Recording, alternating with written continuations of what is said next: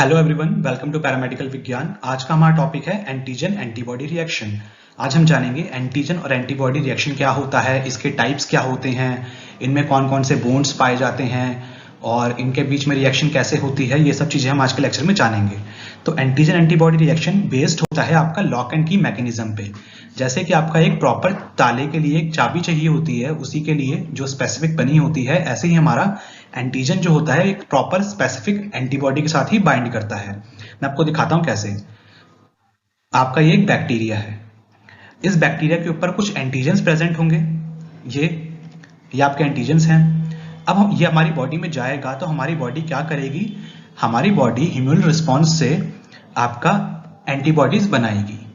अब ये आपकी जो एंटीबॉडीज है वो इस बैक्टीरिया के साथ जाके बाइंड कर जाएगी, इस बैक्टीरिया के एंटीजन के साथ।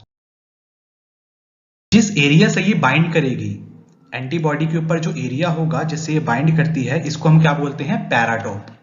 आपका ये जो बैक्टीरिया है, जिस साइड पे आपका ये एंटीबॉडी आके बाइंड हुआ था, ये जो इस एरिया पे बाइंड हुआ था ना, इस एरिया को हम क्या बोलते हैं, इसको हम बोलते हैं epitope. Interaction between antigen and antibody are known as antigen antibody reaction. तो हमारे जो एंटीजन और एंटीबॉडी के बीच में जो इंटरेक्शन हुआ, जैसे ये बाइंड करे एक दूसरे से, इसी को हम क्या बोलते हैं, एंटीजन एंटीबॉडी रिएक्शन बोलते हैं। जिस तरीके से एक ताले के लिए प्रॉपर उसकी एक स्पेसिफिक चाबी होती है, किसी और चाबी से आप खोलना चाहेंगे तो ताला आपका नहीं खुलेगा, ऐसे ही एक एंटीजन जो है वो प्रॉपर उसके कॉरस्पॉन्डिंग एंटीबॉडी के साथ ही बाइंड करेगा। किसी और एंटीबॉडी से उसको बाइंड करवा के देखेंगे तो वो एंटीजन उसके साथ बाइंड नहीं कर पाएगा। तो ये आपका हाईली स्पेसिफिक होता है। इसका जो रिएक्शन होता है एंटीजन एंटीबॉडी का, ये हाईली स्पेसिफिक रिएक्शंस होते हैं। प्रॉपर्टीज की बात करें हम कि एंटीजन एंटीबॉडी रिएक्शन की क्या क्या प्रॉपर्टीज होती हैं। सबसे मेजर इसकी प्रॉपर्टीज 3 होती हैं। कौन कौन सी? एफिनिटी, एविडिटी और क्रॉस रिएक्टिविटी। सबसे पहले हम बात करेंगे एफिनिटी की। एफिनिटी जो होता है, इसमें आपका ये जो जहां पे आपका बाइंड करा था ना एंटीबॉडी एंटीजन से, तो आपकी स्ट्रेंथ, आपकी मेन जो ताकत है एक एंटीजन की एक एंटीबॉडी के साथ बाइंड करने की, वो उस एरिया पे, सिर्फ एक पर्टिकुलर एरिया पे जहां पे एक एंटीबॉडी एक एंटीजन को बाइंड कर पा रही है, उसके लिए उसको हम क्या बोलेंगे, हम एफिनिटी बोलेंगे उस एंटीबॉडी की, कि एक एंटीबॉडी उससे अच्छे से कितने बाइंड कर पा रही है।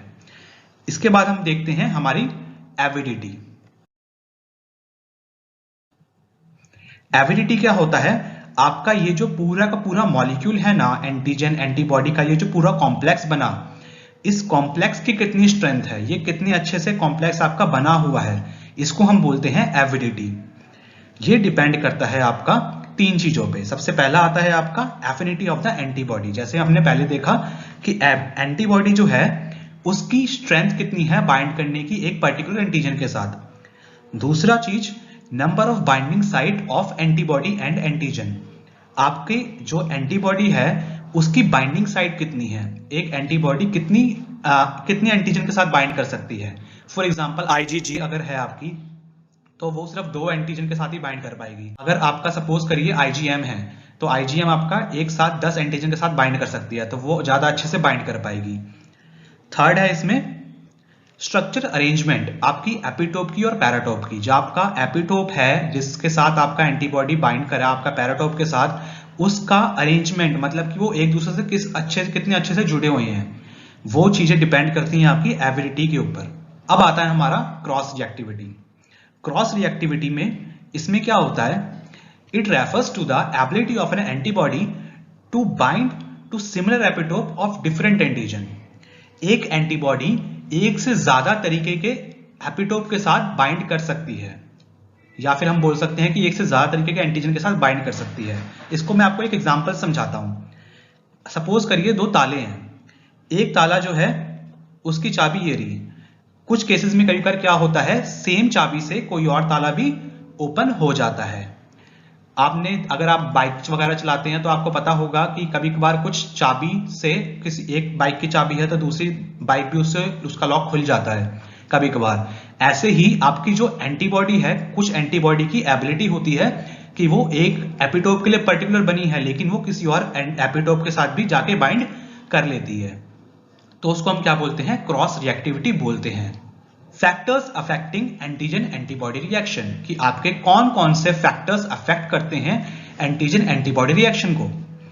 सबसे पहला फैक्टर आता है हमारा टेम्परेचर। हाइड्रोजन बॉन्ड्स जो होते हैं वो स्टेबल होते हैं लो टेम्परेचर पे, जबकि जो हाइड्रोफोबिक बॉन्ड्स होते हैं वो स्टेबल होते हैं हाई टेम्परेचर पे।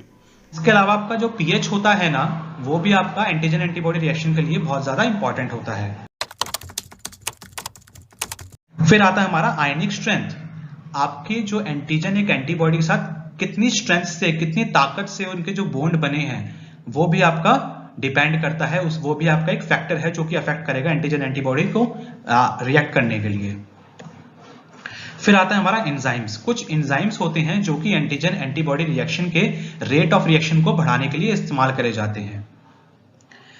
उसके बाद आता है हमारा एंटीजन एंटीबॉडी कंसंट्रेशन। अगर हम एंटीजन एंटीबॉडी की कंसंट्रेशन बढ़ा देंगे तो एंटीजन एंटीबॉडी का जो रिएक्शन है वो और भी ज्यादा फास्ट हो जाएगा। नेक्स्ट आता है हमारा number of antigen binding site, कि आपकी एक एंटीबॉडी है उस पे एंटीजन बाइंडिंग साइट कितनी है। जैसे मैंने आपको पहले बताया था कि आईजीएम में आपकी 2 ही एंटीजन बाइंडिंग साइट है, लेकिन आपका अगर आईजीएम मॉलिक्यूल है, हमारी बॉडी ने अगर आईजीएम प्रोड्यूस करा उस बैक्टीरिया के या फिर उस एंटीजन के खिलाफ, तो क्या होगा, वो ज्यादा अच्छे से आपका बाइंड कर पाएगा। तो ये भी आपका इफेक्ट करेगा एंटीजन एंटीबॉडी रिएक्शन को। और लास्ट इसका फैक्टर कौन सा है हमारा, स्ट्रक्चरल अरेंजमेंट, कि ये जो आपका एपिटोप है और पैराटोप है ये एक दूसरे से अच्छे से प्रॉपर्ली बाइंड हुए हैं या नहीं हुए हैं। अगर ये थोड़ा सा ढीले बाइंड होते हैं तो आपका ये जो एंटीजन एंटीबॉडी रिएक्शन है वो लूज होगा, लेकिन अगर प्रॉपर्ली अच्छे से बाइंड हो पा रहे हैं तो ये रिएक्शन और भी ज्यादा अच्छे से आपको दिखेगा। स्टूडेंट्स, ये जो एंटीजन और एंटीबॉडी का रिएक्शन है, ये एंटीजन एक एंटीबॉडी के साथ जो बाइंड कर रही है, ये कुछ केमिकल बॉन्ड से, कुछ नॉन कोवलेंट बॉन्ड से जुड़े हुए होते हैं। कौन कौन से बॉन्ड्स होते हैं वो, आपका इलेक्ट्रोस्टैटिक बॉन्ड, या फिर आपका हाइड्रोजन बॉन्डिंग हो सकता है, या फिर आपका हाइड्रोफोबिक इंटरेक्शंस हो सकते हैं इन दोनों के बीच में, या फिर वैंडरवॉल बॉन्ड्स होते हैं। तो ये सारे केमिकल बॉन्ड्स के थ्रू आपका एक एंटीजन एक एंटीबॉडी के साथ बाइंड करता है। अब हम बात करेंगे types of antigen antibody reaction. आपके जो एंटीजन एंटीबॉडी रिएक्शन है इसका कुछ टाइप्स होते हैं।